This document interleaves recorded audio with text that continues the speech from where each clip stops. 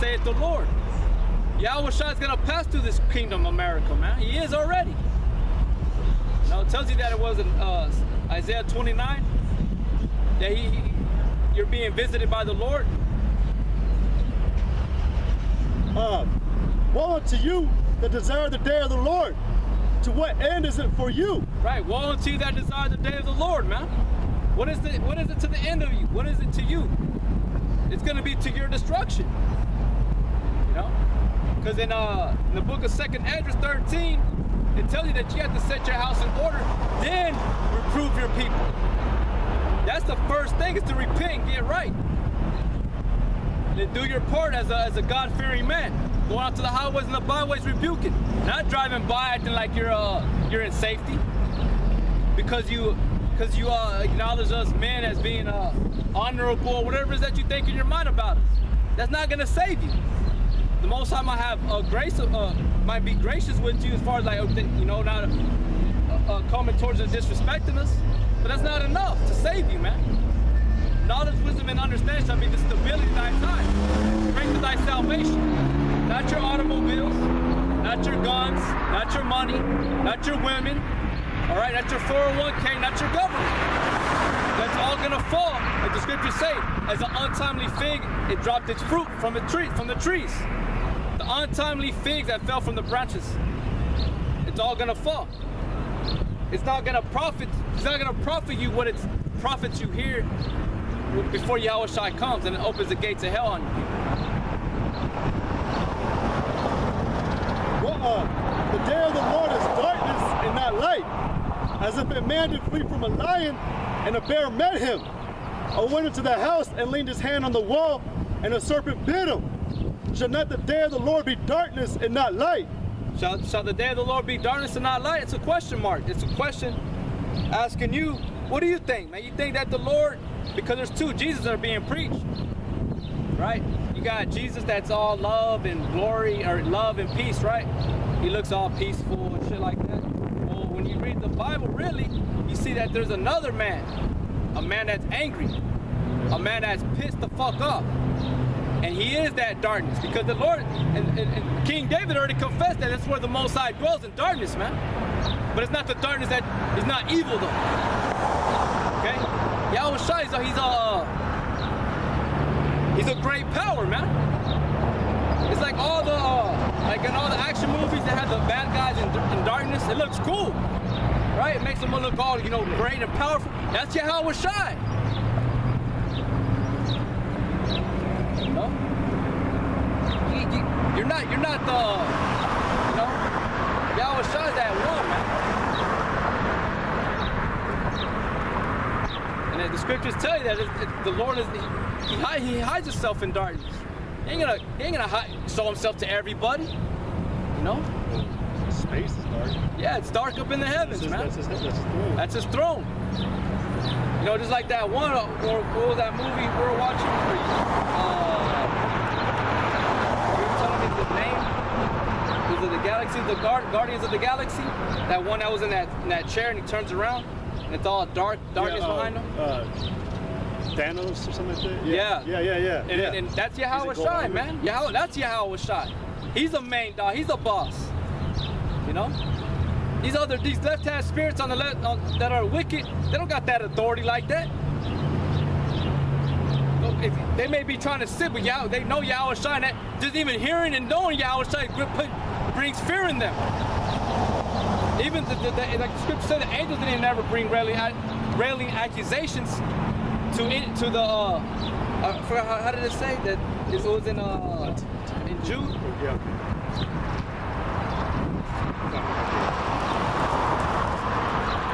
And the scripture said that, I mean, that everything fears at the name, it trembles at the name of Yahweh Shai.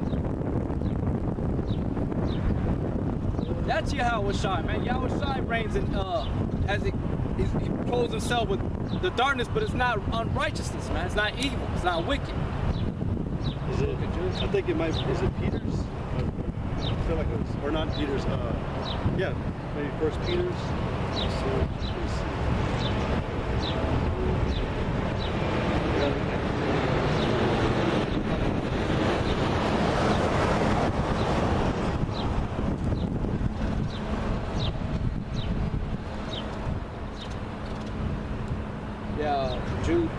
verse 9. You can start at verse 8. Jude verse 8. Likewise also these filthy dreamers defile the flesh, despise dominion, and speak evil of dignities. Yet Michael the archangel, when contending with the devil, he disputed about the body of Moses, durst not bring against him a railing accusation, but said, the Lord rebuked thee. Right, the Lord rebukes you, man. You know? He used the name, he used Yahushua as a defense. You know, he didn't have to jump in and argue and say how he felt, whatever. He said, Yahushua is going to destroy you. You know? That's what Yahushua is going to destroy you Edomites.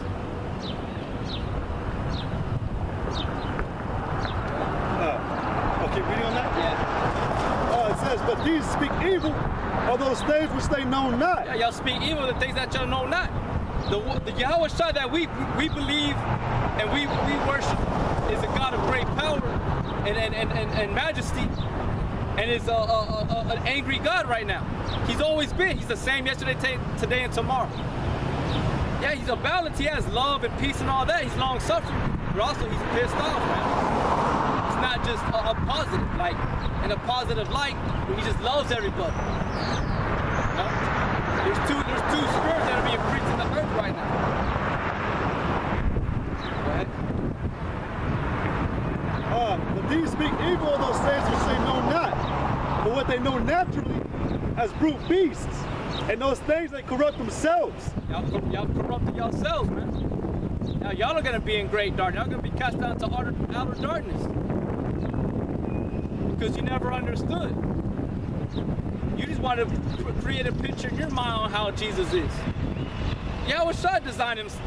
Well, we don't know how Yahweh came to be, but he's always been. But Yahweh created Yahushua. You know? You can't put in your mind, well, this is how I want my God to be or look. Well, you know what you do because you're wicked. It goes back to the whole the book of Baruch, Jeremiah. He told Baruch, when Baruch had the spirit on to write a letter, he wrote about all the idolatry, you know, that Israel was doing, worshiping idols. And y'all were afraid of idols. That's why it says, man, in Deuteronomy, the 4th chapter, that he didn't create a similitude of what he looked like. He didn't. That's why you don't have a picture of what Yahushua looked like back then. You got these sculptures of Titus, Vespasian, all these Roman generals, all these Greek generals, Antiochus. But you don't have a picture of what Yahushua looked like. It's for a reason. It tells you in John that you got to worship in spirit and truth. Yeah, we had like us, the elders, the GMS, the apostles. They drew out a picture of what could somewhat, possibly that's the way he looked, but we know he's got white hair, he's got a full beard and mustache. Hey, but guess what? That's one of the mysteries that were revealed to the elect. It wasn't revealed to the other times and other people in time past. Yeah? And the apostles, their purpose was to go and preach the gospel, not talk about how Yahushua looked. All the way to John the Revelator, he just it's like what someone dreams. When somebody tells you a dream, they start from the beginning and they get all detailed. That's what John was doing. Although he already knew what Yahushua looked, he just told you what he saw. You know what I'm saying? That's it. He was giving you an account of what he saw. But they knew what Yahushua looked like, you know. I was telling this brother earlier before we came to camp, I told him about a dream I had, but there was an odd guy that was in that dream, but his brother, he knows what he looks like. But I could have been like, he's that white guy. You know, when you have a dream today, you'll be like, man, this creature came out of me, man. It was all crazy looking at, crazy teeth. The hair was tall. It was like that, man. You know, like the brother's saying, just accurately describing who was speaking to him. The brothers were given that mystery. It was revealed to the elders to come up with the depiction that we have today is Yahweh B'Shem Yahweh Shai. And like I said in time past, I asked people how they felt about that image, you know, and they said angry. You know, well the Bible is a book of rebuke, man, of life and death. you can make this book peaceful. You know, you can make this book to your advantage, but to the rest, it's not. It's to your destruction. It's a disadvantage because it cuts everything that y'all do. And at that, y'all still justify y'all's wickedness. Y'all still fight back. Y'all still fight back. But guess what? The brothers ain't going nowhere, man. It's been proven. Going on 30 years already, the elders have been doing this. It's not gonna go nowhere. It would have gone somewhere already. When you see us out, when you don't see us out here no more, it's because either we've fallen out or because the Lord has got all of us away because Esau is coming in. The flood, the troops. And that's basically what we're trying to warn you people about, man. That America's gonna declare war on you people. The government's about to declare war on American citizens, man. And Obama, Hillary Clinton, Bill Clinton, Bush, there ain't nothing they can do to stop the Illuminati, man. Do y'all know that's the Illuminati? But you're like, well, who's the Illuminati? You got the Rothschilds, Rockefellers, who else? What are some other ones? You got you know, those are the two primary ones that I know of. Kissingers,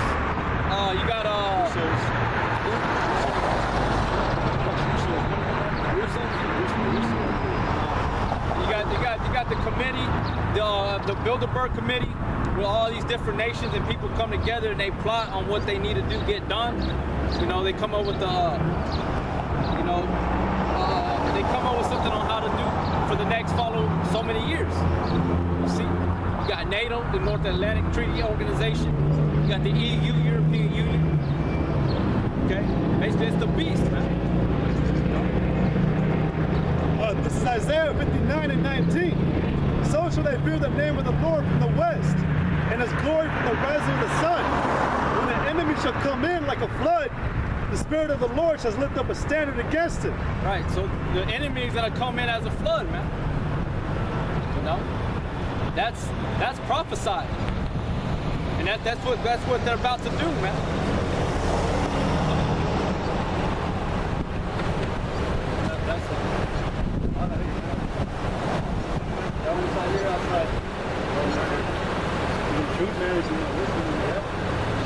We're about to go get some cave out of us.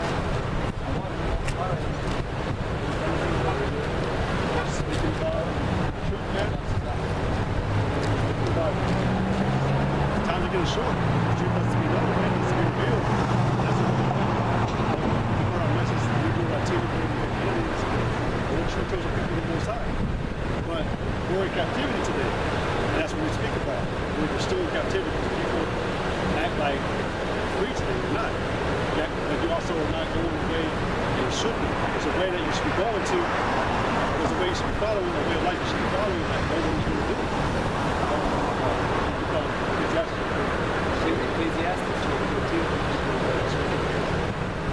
Because the duty, our job, man, that's why we have this, us two men out here. You know, we ushering a new kingdom that's about to come.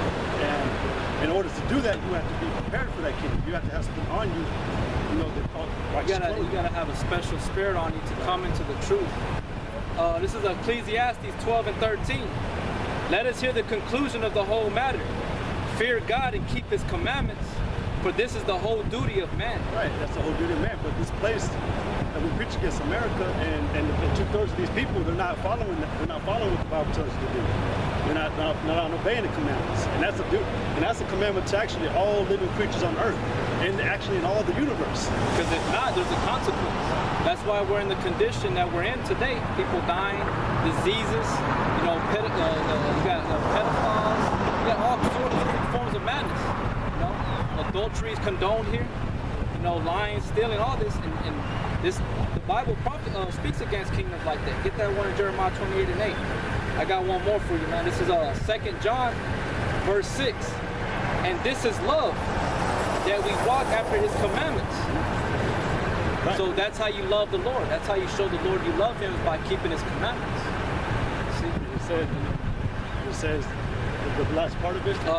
This is the commandment that as ye have heard from the beginning, you should walk in it. As you heard from the beginning, it was told when man was first created, when it said be fruitful and multiply, it meant obey the Most High, keep his law, but do everything in his laws. And as the time of process came, or as the process of time went on, people stopped obeying it. They started getting lazy. They thought they saw that judgment wasn't really being fulfilled, but that's for a reason. We're in a time of judgment right now. This place is being prepared. It's been prepared for judgment. You know, like before you heat up an oven, you gotta heat it up. Yeah, right. The signs are being shown, man. You know, it really, like we were just speaking about in Isaiah, when the enemy shall come in like a flood, that's about to happen, man. Just recently, America, whoever runs America, man, they were claiming that over there in Syria, the so-called terrorist group ISIS was claiming San Angelo was a city, that they were going to have a hit on the city. So now the military is planning on coming to visit. But really, it's to implement what we were talking about, the chip, the RFID chip. Yeah, sometime in the summer, they're supposed to come in, over here in San Antonio. Here in San Angelo, it's being one of their places of exercise, where they're going to exercise military. So they're claiming that because the terrain is similar to over there in the Middle East. But one thing you got to understand, and all you got to do is look through past time. See, they were Catholics. Anyways, they've always came in a crafty way. Slick way on how they always have an excuse, you know, but really they have a greater agenda. Is to overthrow the people. To basically, we don't know. We're gonna see in time. When the time comes, then that's where, like the scriptures say, get that one in Ezekiel 33 and 33. Because a lot of people don't think that America is gonna experience the stuff that Mexico experiences, the Middle East experiences. America is gonna happen to America too. Go ahead. It says Ezekiel 33 and 33, and when this cometh to pass, lo, it will come. Then shall they know that a prophet have been among them. Then these people here in San Angelo are gonna start understanding. You know, those two men were right. They were speaking. They were using the Bible as their filter on proving that what they're saying was the truth. You know, because the Bible tells us about the enemy coming in, that we're led as sheep to the slaughter. You know, that there's a specific individual group of people on the earth that practice witchcraft. You know what I'm saying? And you know.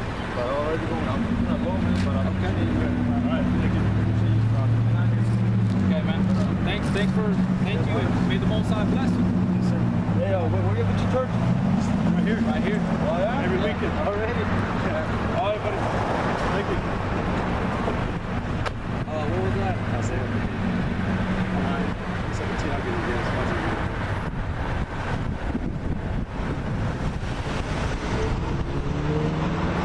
Yeah, it's all over. Yeah, it's unmarked car, but they had those fucking things right here. Little priest things. Isaiah. That motherfucker might even be from the Roman Catholic Church, from over there in fucking Rome. No? Because in the movie, even in the movie, they show you how they drive these unmarked black cars. It look like they're almost like what do they call those, agents? Yeah. But they're Catholics, you know? They're fucking ruthless and they're like mobsters and shit. You know? That's what that SUV looked like right now. But they had that little white thing. I don't know what they call it. You know, they look like they're a priest. That's why the scriptures say, never trust thy enemy, man. Those are some devils.